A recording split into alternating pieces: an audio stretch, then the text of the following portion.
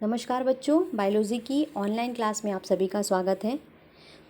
बच्चों, last video में हमने गुरु बीजाणु जनन यानी कि मेगा स्पोरोजेनेसिस की प्रक्रिया को पढ़ा, जिसके तहत हमें गुरु बीजाणु मातृ कोशिका में अर्धसूत्री विभाजन के फलस्वरूप 4 गुरु बीजाणु या कहें मेगा स्पोर प्राप्त हुए, जिसमें से 3 बीजांड द्वार की ओर के जो मेगा स्पोर थे वो नष्ट हो जाते हैं और शेष एक ही क्रियात्मक यानी फंक्शनल मेगा स्पोर बचता है, जो कि निभाग द्वार की तरफ होता है। ठीक है, तो इस लेक्चर में हम जो क्रियात्मक गुरु बीजाणु बचा है उससे मादा युग्मकोद्भिद या हम कह सकते हैं भ्रूण कोश के विकास को पढ़ेंगे। ठीक है, तो पुष्पीय पौधों में मादा युग्मकोद्भिद को हम भ्रूण कोश के नाम से भी जानते हैं। भ्रूण कोश को हम एम्ब्रियो सैक भी कहते हैं और मादा युग्मकोद्भिद को हम फीमेल गैमेटोफाइट कहते हैं। चलिए शुरू करते हैं।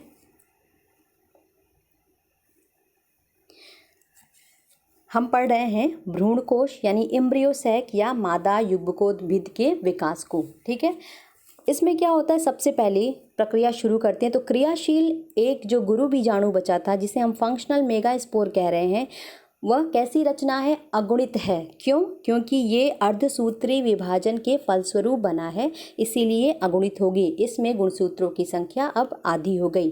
ठीक है, सेकेंड पॉइंट देखिए, यह मादा युग्मकोद्भिद की प्रथम कोशिका है। प्रथम कोशिका इसलिए है क्योंकि यही वह रचना है, गुरु बीजाणु ही वह रचना है जिससे आगे चल करके मादा युग्मकोद्भिद का निर्माण होगा, यानी कि भ्रूण कोश बनेगा और भ्रूण कोश के अंदर ही अंड कोशिका बनेगी जो कि मादा युग्मक कहलाती है, या हम कह सकते हैं फीमेल गैमेट होती है। ठीक है, तो यही वह प्रथम कोशिका है जो आगे जाके क्या करती है, भ्रूण कोश का निर्माण करती है, जिसके फलस्वरूप हमें मादा युग्मक यानी फीमेल गैमेट एग या हम अंड कोशिका कहते हैं प्राप्त होती है।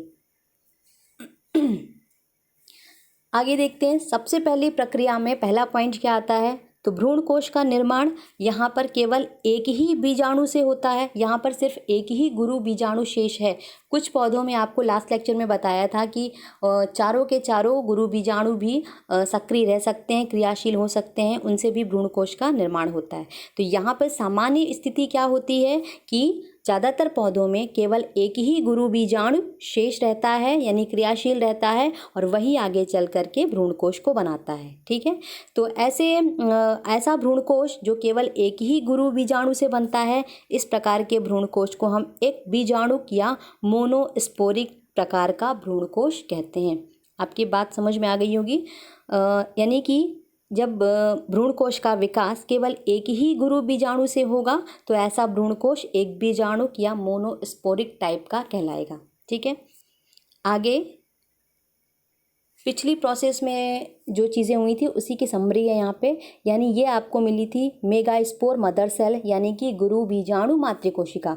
यहाँ पे आपके हुआ था अर्धसूत्री विभाजन, यहीं पे अर्धसूत्री विभाजन, जिसके फलस्वरूप आपको यहाँ पे इसको देखिए 4 गुरु बीजाणु, मेगा स्पोर मीन्स होता है गुरु बीजाणु प्राप्त हुए थे। ठीक है, इन 4 गुरु बीजाणु में से भी आपके 3 जो होते हैं बीजांड द्वार की ओर के नष्ट हो गए, यानी ये 3 नष्ट हो गए।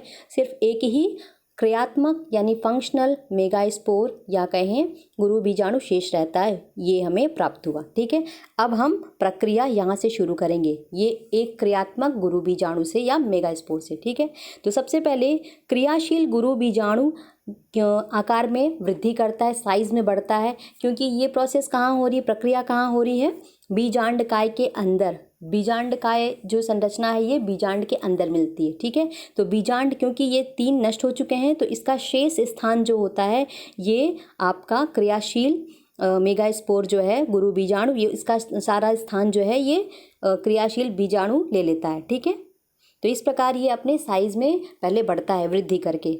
नेक्स्ट स्टेप में देखिए, क्रियाशील गुरु बीजाणु का केंद्रक अब विभाजन करेगा, यानी ये जो एक केंद्रक था यहाँ पे, अब इसमें विभाजन होगा, 1 से 2 केंद्रक बनेंगे, ठीक है। तो समसूत्री विभाजन यहाँ मैंने लिखा। समसूत्री विभाजन को हम माइटोसिस भी कहते हैं। समसूत्री विभाजन में 1 से अंत में हमें 2 कोशिकाएं प्राप्त होती हैं और दोनों कोशिकाएं बिल्कुल अपनी मातृ कोशिका के समान आकार में भी और गुणसूत्रों में भी समान ही होगी, बिल्कुल एक जैसी दिखती हैं और गुणसूत्रों की संख्या भी कहें तो दोनों में समान होगी, ठीक है। तो यहाँ पर क्रियाशील गुरु बीजाणु का ये केंद्रक विभाजन में जाता है, समसूत्री विभाजन होता है, जिसके फलस्वरूप हमें लास्ट में ये 2 संतति केंद्रक यानी 2 डॉटर केंद्रक मिलेंगे, यानी यही एक केंद्रक जो है 2 में बढ़ जाएगा। तो यहाँ पे इस प्रकार से इसी कोशिका के अंदर 2 केंद्रक बनने, ठीक है। तो इस प्रक्रिया के फलस्वरूप पहले देखिए क्या हुआ, यानी गुरु बीजाणु का केंद्रक समसूत्री विभाजन के द्वारा 2 केंद्रक में बढ़ गया, ठीक है। अब ये दोनों केंद्रक जो हैं ये विपरीत दिशा में चले जाते हैं, यानी एक ऊपर की ओर जाएगा, एक नीचे की ओर, अलग अलग ध्रुवों की ओर। आपको ये डायग्राम में बहुत अच्छे से समझ में आएगा। इस डायग्राम को देखिए, हम यहाँ से शुरू किए थे, यानी यही एक केंद्रक जो था विभाजन कर जाता है और ये एक केंद्रक जो है इस प्रकार से 2 में बढ़ जाएगा, ठीक है। तो एक केंद्रक यहाँ चला गया इस ध्रुव की ओर और एक नीचे की तरफ, ठीक है। सेकंड आगे स्टेप देखिए, यह दोनों केंद्रक ध्रुवों पर पुनः सूत्री विभाजन द्वारा संतति केंद्रक बना लेते हैं, यानी अभी ये जो अलग अलग दोनों ध्रुवों पर केंद्रक गए हैं इनमें फिर से समसूत्री विभाजन होगा, ठीक है। तो यानी ये एक कोशिका जो यहाँ पे एक केंद्रक था ये फिर से विभाजित होकर यहाँ पे 2 केंद्रक में बढ़ जाएगा और ये वाला केंद्रक भी फिर से विभाजित होकर 2 केंद्रक में बढ़ जाएगा। तो अगले स्टेप में हमें इस प्रकार से 4 केंद्रक प्राप्त होंगे, ठीक है। याद रखिए ये दूसरी बार समसूत्री विभाजन हुआ है। पहली बार जब समसूत्री विभाजन हुआ तो हमें 1 के बाद 2 केंद्रक प्राप्त हुए, उसके बाद ये दूसरी बार समसूत्री विभाजन है तो हमें 2 से 4 केंद्रक प्राप्त हुए, ठीक है। और तीसरे स्टेप में तीसरी बार क्या होगा, समसूत्री विभाजन होगा। तो इस प्रक्रिया में यानी मादा युग्मकोद्भिद के विकास में 3 बार समसूत्री विभाजन होता है, ठीक है। आगे आप बढ़ते जाइए, आपको समझ में आता जाएगा। तो हम यहाँ पहुँचे थे, यानी कि यहाँ पे हमें जैसे ही ध्रुवों पे ये दोनों केंद्रक विभाजित हो जाते हैं तो 1 से यहाँ पे 2 केंद्रक और यहाँ पे 2 केंद्रक बन जाते हैं। तो प्रत्येक ध्रुव पे हमें अब कितने केंद्रक मिलेंगे, या तो हम कहें 2-2, इस प्रकार से हम कह सकते हैं 2-2 केंद्रक हैं प्रत्येक ध्रुव पे, ठीक है। या हम ये कह सकते हैं टोटल अगर गिने तो इस पे 4 केंद्रक बन चुके हैं, ठीक है। अब देखिए इसके पश्चात केंद्रकों में पुनः तीसरा विभाजन होता है, यानी अब यहाँ जो 2 हैं और यहाँ पे जो 2 हैं, इन दोनों केंद्रकों में इधर दोनों और इधर दोनों, इनमें फिर से समसूत्री विभाजन होता है। तो क्योंकि एक केंद्रक 2 में बढ़ता है तो यहाँ पे 2 है तो यहाँ पे 2 से हो जाएंगे 4 और नीचे वाले में भी 2 से कितने बन जाएंगे, 4। यानी अब यहाँ पे जब तीसरी अवस्था में समसूत्री विभाजन हुआ तो हमें इस प्रकार से 8 केंद्रक प्राप्त हुए। अब यहाँ ध्यान दीजिएगा, यानी इस अवस्था में हमें 8 केंद्रक प्राप्त हो चुके हैं, ठीक है। तो 4 केंद्रक बराबर से आपके किधर होंगे, निभाग की तरफ होंगे और 4 ही केंद्रक कहाँ होंगे, बीजांड द्वार की तरफ होंगे, ठीक है। क्योंकि ये संरचना कहाँ है आपकी, बीजांड के अंदर है। इस प्रकार से अगर रचना बनाए बीजांड की तो ये बीजांड काय है, बीजांड काय के अंदर ही भ्रूण कोश का निर्माण शुरू हो रहा है, चल रहा है, ठीक है। तो ये आपकी रचना इस प्रकार से, ये अगर हम निभाग वाला भाग बताएं, ये निभाग है और नीचे वाला आपका बीजांड द्वार, ठीक है। तो 4-4 आपके केंद्रक दोनों तरफ बन चुके हैं। अगले स्टेप में देखिए, अब एक केंद्रक बीजांड द्वार की ओर से और एक केंद्रक निभाग की ओर से केंद्र की ओर बढ़ता है। यानी अब ध्यान दीजिए, ये 4-4 में से एक केंद्रक यहाँ बीच में सेंटर की ओर आएगा, यानी केंद्र की तरफ आएगा, और इसमें से भी 4 में से एक केंद्रक जो है यहाँ पे बीच में जाएगा, ठीक है। अभी संरचना को देखिए आप, ऐसी स्थिति हो जाएगी, यानी 4 में से अगर एक माइग्रेट करके बीच में आ जाता है और इधर वाली ध्रुव से भी एक केंद्रक यहाँ आ जाता है, तो अब शेष देखें तो हमें इधर से इधर भी 3, इधर भी 3 और बीच में 2 केंद्रक प्राप्त होंगे। संख्या उतनी ही 8 ही है, लेकिन इनकी स्थिति पोजीशन बदल गई है, ठीक है। नेक्स्ट आप इस डायग्राम से समझें। ये स्थिति आपको ऐसी दिखेगी अंत में, यानी अब एक केंद्रक बीजांड द्वार की ओर जब यहाँ माइग्रेट कर गया, एक यहाँ चला गया, तो हमें इस प्रकार की स्थिति देखने को मिल रही है। ठीक है, तो ये जो दो केंद्रक आए हैं, क्योंकि ये विपरीत ध्रुवों से आए हैं, एक इस ध्रुव से आया है, एक इस ध्रुव से, इसीलिए इनका नामकरण हो गया ध्रुवीय केंद्रक। ठीक है, तो यहाँ हम इसको इंग्लिश में बोलते हैं पोलार न्यूक्लियाई। यहाँ मैंने संख्या लिखी गुणसूत्रों की, आप शुरू से चल रहे हैं गुरु बीजाणु के जब से इसका निर्माण हुआ है, तो ये n था संख्या, यानी गुणसूत्रों की संख्या आदि थी। तो यहाँ भी ये भ्रूण कोश की हर एक कोशिका में गुणसूत्रों की संख्या आधी होगी। इसमें बनने वाली कोशिकाओं में ये भी आधी गुणसूत्र की होगी, ये भी आधे की, ये भी आधे की। ठीक है, इसीलिए इसको दोबारा लिखा हुआ है। तो अब ये जो बीच में रचना बनी, इसे हम ध्रुवीय कोशिका कहते हैं, जो विपरीत ध्रुवों से आई हुई है। ठीक है, आगे देखिए, दोनों ध्रुवीय केंद्रक भ्रूण कोश के मध्य में आकर आगे क्या हुआ, ध्रुवीय केंद्रक के बनने के बाद ये दोनों जो आपके जो केंद्रक होते हैं, ये दोनों मिल जाते हैं। यानी हम इसको लिखें n+n। ठीक है, आधे आधे गुणसूत्र वाले, ये मिलकर के क्या बन जाएंगे 2n। तो अब नाम चेंज हो जाएगा इसका, यानी ध्रुवीय कोशिकाएं, दोनों ध्रुवीय कोशिकाएं, ये एक मानी, ये दूसरी मानी, ये दोनों मिल जाती हैं, तो n = हो जाएगा 2n के, यानी अब ये द्विगुणित हो गई, यानी अब ये 2n हो गई, तो इसका नाम भी बदल गया। इसका नाम हो जाता है द्वितीयक केंद्रक, सेकेंडरी न्यूक्लियस, जो कि कैसा होता है 2n। आपको बता दिया ये कैसे बना, ये बना है आपकी एक ध्रुवीय कोशिका प्लस दूसरी ध्रुवीय कोशिका, दोनों आपस में, दोनों के केंद्रक जुड़ जाते हैं, जिनके जुड़ने से इस प्रकार की 2n रचना बनती है, जिसका नाम होता है द्वितीयक केंद्रक।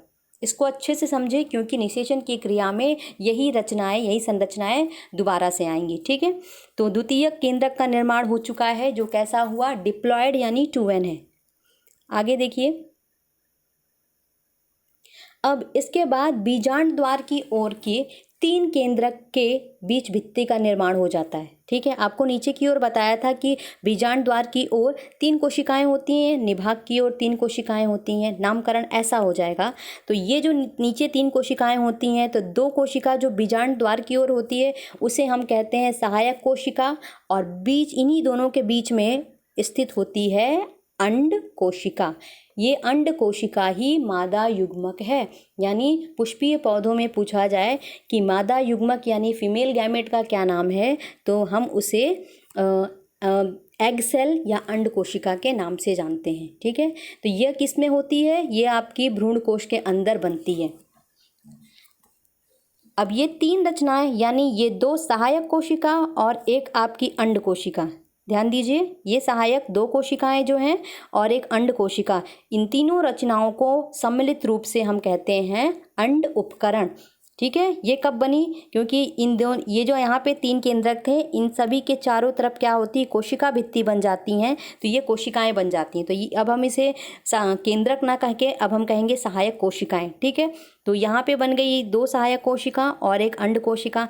इन तीनों रचनाओं को मिलकर के हम क्या कहते हैं, अंड उपकरण, यानी एग एपरेटस। ठीक है, तो एग एपरेटस में क्या क्या चीज़ें आती हैं, 2 सहायक कोशिकाएं और एक अंड कोशिका, एग सेल, यानी 2 सिनर्जिड्स और एक एग सेल, ये दोनों मिलके क्या बनाती हैं, एग एपरेटस, अंड उपकरण।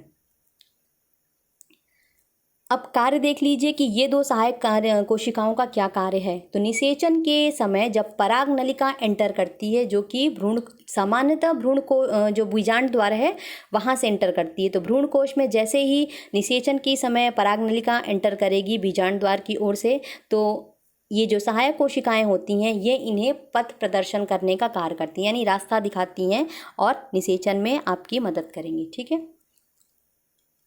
अगला देखिए, इसी प्रकार से यहाँ निभाग की ओर भी 3 केंद्रक थे, इनमें भी भित्ति का निर्माण हो जाता है और ये केंद्रक कोशिकाओं में बदल जाएंगे। अब इनका नामकरण हो जाता है प्रतिमुख कोशिका या एंटीपोडल सेल। ठीक है, इन तीनों कोशिकाएं, यहाँ जो तीनों कोशिकाएं बनी हैं, यहाँ पे तीनों कोशिकाओं में सब में आधे आधे गुणसूत्र हैं। n लिखा है, n का मतलब होता है हाफ। ठीक है, यानी हैप्लॉयड स्थिति है, आधे गुणसूत्र वाली स्थिति है, अगुणित कोशिकाएं हैं। ठीक है, तो निभाग की ओर की 3 केंद्रक जो हैं, इनमें भी भित्ति का निर्माण होने से ये कोशिकाओं का रूप ले लेते हैं। इन कोशिकाओं को हम प्रतिमुख कोशिका या एंटीपोडल सेल कहते हैं।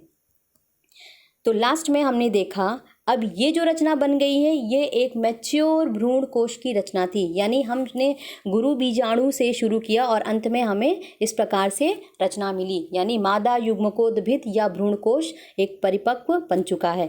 तो इस प्रकार से एक परिपक्व भ्रूण कोश में 7 कोशिकाएं होंगी और 8 केंद्रक। अब ये 7 कोशिकाएं कैसे हो गई, क्योंकि यहाँ पे आपके पहले तो 8 केंद्रक बने थे, लेकिन यहाँ पे 2 केंद्रक जो थे ये मिल जाते हैं, तो ये मिल करके 1 हो गए। तो यहाँ पे कोशिकाएं जो हैं वो 7 हो गई, 1 2 3 4 5 6 और ये 7, ठीक है। क्योंकि शुरू में ये दोनों केंद्रक अलग अलग थे, लेकिन जब जैसे ही ध्रुवीय केंद्रक जुड़ जाते हैं और मिलके द्वितीय केंद्रक बनाते हैं, तब कोशिकाओं की संख्या अब कितनी हो गई, 7, लेकिन केंद्रक कितने हैं, 8, 3 3 6 7 8। तो हम कह सकते हैं या क्वेश्चन पूछा जाता है कि एक परिपक्व भ्रूण कोश में कितनी कोशिकाएं और कितने केंद्रक होते हैं। तो आंसर आपका आएगा 7 कोश की 8 केंद्र की, केंद्रक 8 होंगे, कोशिकाएं 7 होंगी, ठीक है, याद रखिएगा। आपके बोर्ड एग्जाम्स में अक्सर भ्रूण कोश का डायग्राम पूछा जाता है, बीजांड का डायग्राम भी आता है कई बार और भ्रूण कोश का भी डायग्राम आता है, लेबल डायग्राम इस प्रकार से नामांकित। यहाँ लास्ट में पूरी प्रक्रिया की समरी है, यानी आपको जो बताया शुरू से अंत तक वो इसमें है। यानी यहाँ पे आपका गुरु बीजाणु मातृ कोशिका में अर्धसूत्री विभाजन के फलस्वरूप 4 आपके गुरु बीजाणु बन गए, इसमें से 3 नष्ट हो जाते हैं और 1 बच जाता है, 1 ये बचा है, ठीक है। इसी में समसूत्री विभाजन इसी के केंद्रक में शुरू होता है, इस गुरु बीजाणु के केंद्रक में। तो इसके फलस्वरूप यहाँ पे 1 केंद्रक 2 में बढ़ जाता है। इसके बाद दूसरी बार समसूत्री विभाजन होता है, तो ये दोनों केंद्रक जो हैं 2 में विभाजित हो जाते हैं। इसके बाद तीसरी बार समसूत्री विभाजन होता है, तो ये दोनों और ये दोनों ये मिलकर के कितने बनाते हैं, 8 केंद्रक बनाते हैं। और इस प्रकार से 3 यहाँ रह जाते, 4 यहाँ मिलते हैं, 4 यहाँ मिलते हैं। फिर इसमें से आपके 4 में से 1 इस ध्रुव से आता है, 1 इस ध्रुव से बीच में आ जाता है, यानी भ्रूण कोश के मध्य में आ जाते हैं, यहाँ सेंटर में। और सेंटर में आने के बाद इन्हें हम कहते हैं ध्रुवीय केंद्रक। नेक्स्ट स्टेप में ध्रुवीय केंद्रक क्या करते हैं, आपस में मिलकर के द्वितीयक केंद्रक का निर्माण करते हैं, ठीक है। तो इस प्रकार से एक मैच्योर एम्ब्रियो सैक या भ्रूण कोश का निर्माण होता है। आप सारे टर्म्स जो भी नाम है इसमें क्योंकि एक के कई नाम हैं, तो उन सभी को इंग्लिश और हिंदी टर्म सभी याद रखें। अगले स्टेप में हम परागण की क्रिया पढ़ेंगे, क्योंकि अभी आपको नर युग्मक प्राप्त हो चुका है और मादा युग्मक प्राप्त हो चुका है। अब नर युग्मक का मादा युग्मक तक स्थानांतरण देखेंगे, जो कि परागण की प्रक्रिया के तहत होता है। यानी कि नर युग्मक विभिन्न कह सकते हैं युक्तियों द्वारा मादा युग्मक के वर्तिकाग्र तक पहुँचेगा। इसके बाद ही निषेचन की क्रिया होगी, जिसमें नर और मादा युग्मक मिलेंगे। धन्यवाद।